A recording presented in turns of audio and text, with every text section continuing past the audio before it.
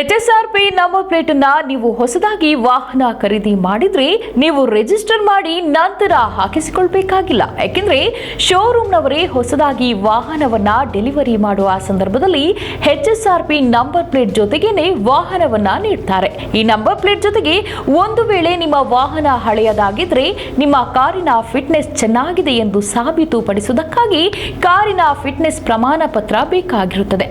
ಹೌದು, ನಿಮ್ಮ ವಾಹನದ ಫಿಟ್ನೆಸ್ ಸರ್ಟಿಫಿಕೇಟ್ ಇಲ್ಲ ಅಂದ್ರೆ ಹಾಗೂ ನಿಮ್ಮ ವಾಹನಕ್ಕೆ 15 ವರ್ಷಗಳಿಗಿಂತಲೂ ಹೆಚ್ಚಿನ ಸಮಯ ಆಗಿದೆ ಅಂದ್ರೆ ಈ ಸಂದರ್ಭದಲ್ಲಿ ನೀವು ದಂಡವನ್ನು ಕಟ್ಟಬೇಕಾಗಿರುತ್ತದೆ ಹಾಗೂ ನಿಮ್ಮ ವಾಹನವನ್ನು ಸರ್ಕಾರದವರೇ ಸ್ಕ್ರಾಪ್ಗೆ ಹಾಕಿ ವಾಹನವನ್ನು ಗುಜರಿ ಮಾಡಿಬಿಡ್ತಾರೆ ಹಾಗೂ ಅದಕ್ಕೆ ಸರಿಸಮಾನವಾಗಿರುವಂತಹ ಮೌಲ್ಯದ ಹಣವನ್ನು ನಿಮಗೆ ನೀಡಿಬಿಡ್ತಾರೆ.